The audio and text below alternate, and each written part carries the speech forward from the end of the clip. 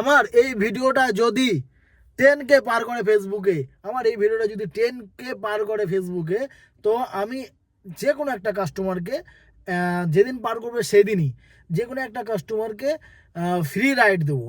মানে আমার লটারি করবো 1, 2 থেকে 5 নাম্বার পর্যন্ত, যেই নাম্বারটা উঠবে তত নাম্বার রাইডারকে, মানে তত নাম্বার বুকিং কাস্টমারকে আমি ফ্রি, সেদিন ফ্রি আমি দেবো যদি 10K আমার এই ভিডিওটা ক্রস করে ভিউ। তো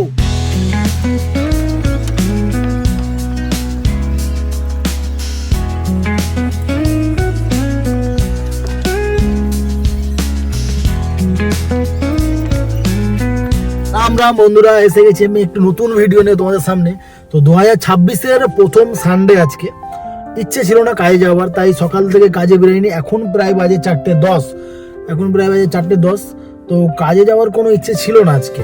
তা ভাবলাম যে বেকার বসে থেকে কোনো লাভ হবে না, বেশি নাই 6-7 ঘন্টা কাজ করব, 6 ঘন্টা কাজ করব, দেন আমি বাড়ি চলে আসবো। তা বৌদি আমি একটা ভাড়া নিয়েছি অবশ্য, যেটা হচ্ছে 21 কিলোমিটার যাবে কাস্টমার, আর ভাড়া প্রায় 440 টাকা মতো ভাড়া রয়েছে। তো কাস্টমারকে যাই ড্রপ করতে।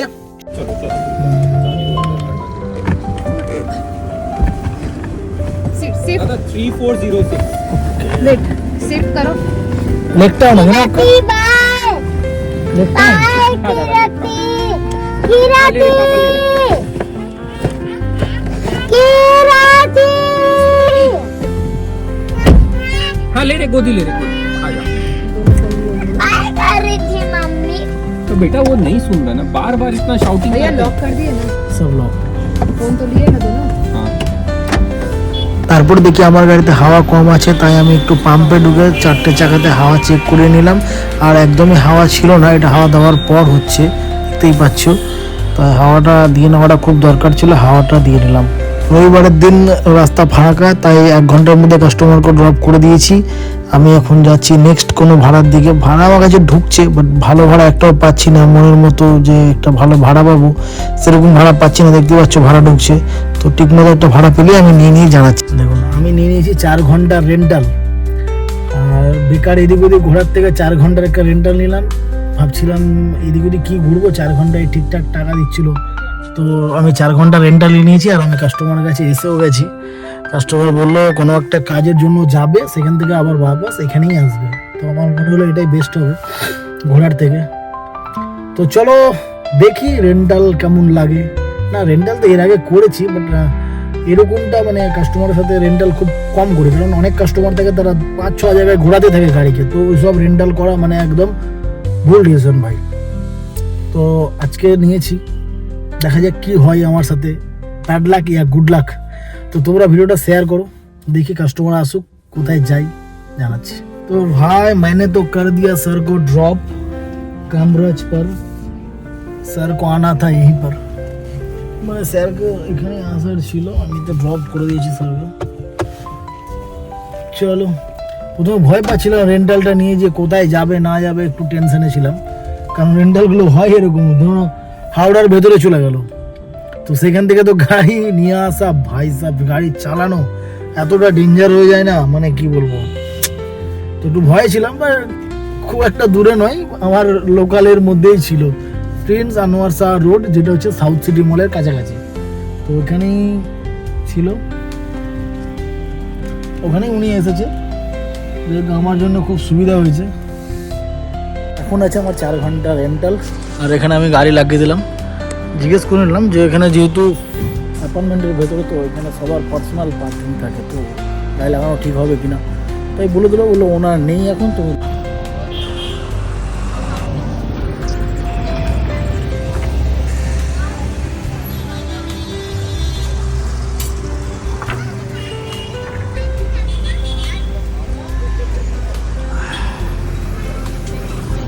তো বন্ধুরা আমি খেয়ে চলে আসলাম চা। ঠান্ডার সময় চা খেতে কার না ভালো লাগে বস। তো 4 ঘন্টার রেন্টাল, এতক্ষণ আমি কি করব, তাই বাইরে থেকে একটু চা খেয়ে আসলাম, লাল চা। আমার লাল চা খেতে বেশ ভালো লাগে, দুধ চা পছন্দ করি না, মাঝে মধ্যে খেয়ে নিই। কলকাতার মধ্যে এমন এমন জায়গা আছে যেখানে চা খেতে ভালো লাগে দুধ চা, তো সেই সব জায়গায় আমি খাই, কিছু কিছু জায়গায়। তো বেশি প্রেফার করি আমি সবসময় লাল চা, আর লাল চা খাওয়াটাই বেস্ট। তো রেন্টাল আমার শেষ হবে 9:30, তোমরা দেখতে পাচ্ছ 9:30 রেন্টাল শেষ হবে, দেখাচ্ছে এখানে 9:30 রেন্টাল শেষ হবে। ততক্ষণ আমি বসে কি করব, ততক্ষণ বসে একটাই কাজ করব, যেটা হচ্ছে ইনস্টাগ্রামে রিল।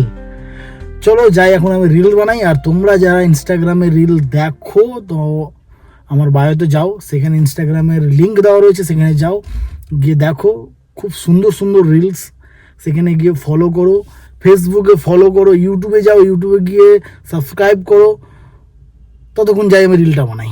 गया रेंटल कंप्लीट, 4 घंटे का था जो कि 3 घंटे में कंप्लीट हो गया रेंटल, ठीक है ना। अब एक तो भाड़ा दिया है लेकिन उन्हें जाने का नहीं, गणेश गार्डन जीटी रोड में दिया है, जाने का नहीं है, मगर 4 घंटे का रेंटल जो कि 3 घंटे में कंप्लीट हो गया भाई। ओह, देख के अच्छा लगता है, उतना हैरेसमेंट भी नहीं था, बहुत अच्छा था भाड़ा, जो कि हमको मिला 1435 रुपये, 1435 টাকা যেটা আমি পেয়েছি রেন্টাল থেকে। 4 ঘন্টা রেন্টাল, কাস্টমার 3 ঘন্টা কাজে লাগিয়েছে, গাড়ি যে খুব চলেছে তাও নয়, ঠিক আছে, মিডিয়াম ছিল, বাট ঠিক ছিল, ভাড়া একদম ঠিকঠাক পেয়েছি। চলো দেখি নেক্সট কিছু পাচ্ছি কিনা, তোমাদের জানাচ্ছি আমি আপডেটে। নিয়েছি বুকিং, যেটা হচ্ছে হাওড়া গণেশ গার্ডেন অ্যাপার্টমেন্ট, যেটা জিটি রোডের ওপরে পড়ে। যাওয়ার কোনো ইচ্ছে ছিল না, তবে দেখলাম এখান থেকে কিছু পাওয়া যাবে না, কোনো একটা দিকে যেতে হবে, তাই আমি বাধ্য হয়ে বুকিংটা নিলাম। আর 12 কিলোমিটার 400 টাকা ভাড়া দিচ্ছিলো, খারাপ নয়। তাই ভাবলাম এখান থেকে বেরিয়ে যাই, ওখানে ছেড়ে দিয়ে হাওড়া ঢুকে যাব, হাওড়া থেকে একটা নিয়ে বাড়ি চলে যাবো, বাস कंप्लीट मेरा काम।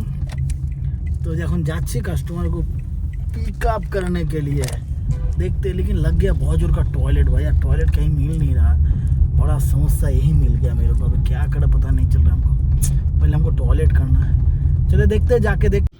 दोस्त তো বন্ধুরা আমি এসে গেছি হচ্ছে হাওড়া পার্কিং। অ্যাকচুয়ালি আমি এসে গেছি হাওড়াতে, আর হাওড়াতে এসে গাড়ির যা অবস্থা দেখছো, হচ্ছে লাইন, পার্কিংয়ে জায়গা নেই, যা কাস্টমার ভিড় দেখেছো, প্রচুর কাস্টমার এই টাইমে, কারণ এই টাইমে একসাথে সব বন্ধ ভারত একসাথে আসে সব, তো ভিড়ে এই যে প্রচুর জ্যাম কাস্টমার। এখানে আমি পার্কিংয়ের ভিতরে ঢুকতেই পারছি না, বাইরে দাঁড়িয়ে রয়েছি। তো কোনো রকম করে আমার কিউ তো ফুল হয়ে আছে হাওড়াতে, বাস আমি আমার বাড়ির কাছের একটা ভাড়া নিয়ে নিয়েছি, তাকে ছাড়বো, বাড়ি চলে যাবো, ব্যাস হয়ে গেছে। বাস কাস্টমারকে কল করতে বাকি, কল করবো কোথায় আছে দেখি, যদি পার্কিং দেয় তো যেতে পাবে, না তো না, পার্কিং লাগবে ভাই হাওড়াতে। তো भैया कहाँ गली गली से निकलना पड़ता है, देखो देखो, এ হচ্ছে কলকাতার গলি গলিতে গাড়ি ঢোকাতে হবে। তো যাই হোক, আমি তো এসে গেছি।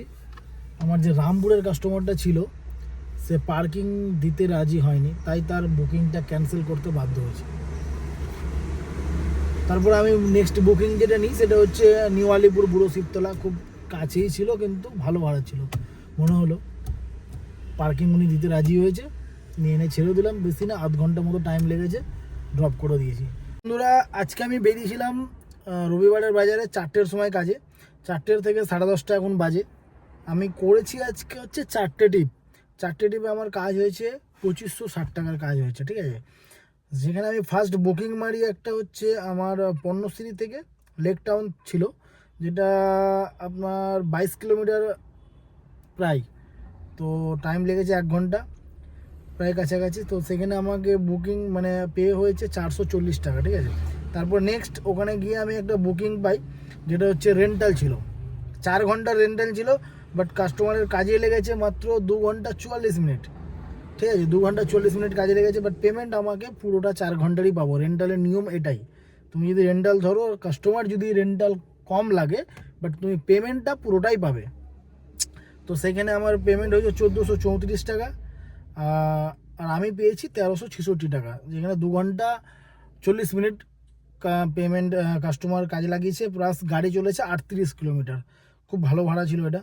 তারপর ওখান থেকে আমি পাই যেটা হচ্ছে হাওড়া, ঠিক আছে, হাওড়া আসে ঘোষবাগান বলে অ্যাপার্টমেন্ট আছে সেখানে, তো সেখানে 400 টাকায় আমি নিয়ে আসি ওনাদেরকে, 12 কিলোমিটার 45 মিনিট লাগে, এটাও খুব সুন্দর ভাড়া ছিল।